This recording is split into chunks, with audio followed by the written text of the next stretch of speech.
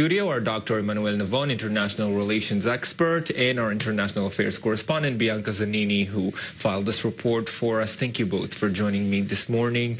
Dr. Navon, we saw these examples in Bianca's report, so many nations saying Russia may have been involved in illegitimate ways in its own affairs. To what extent, though, is Russia's cyber capability alarming these days for other nations? Well, first of all, it's not new that you have this media warfare. It was the case also during the Cold War, except today it's much more sophisticated because of the internet.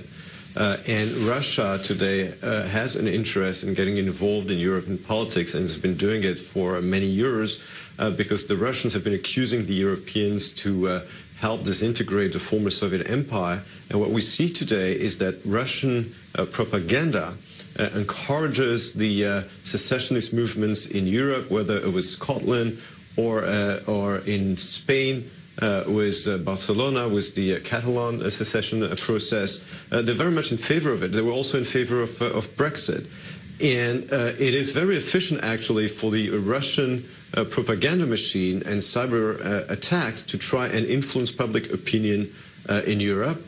And that's why many European leaders have been saying, even during the French campaign, the current French President Emmanuel Macron accused RT and Sputnik of spreading false information about him. So yes, we do have this Russian ability to interfere, and they do it all the time. And now, we heard also President Trump at the end of that report saying he believes President Putin when Putin tells him there was no Russian interference. It appears he would believe the Russian president over his own intelligence services in the U.S. who say there likely was Russian interference. What do you make of this relationship between these two presidents? Look, so in the case of the U.S., I mean, the same way that Vladimir Putin supports the secessionist movements in Europe, he also supported Trump in the U.S. election because the Democratic candidate, Hillary Clinton, had a very tough stance on Russia when she was Secretary of State.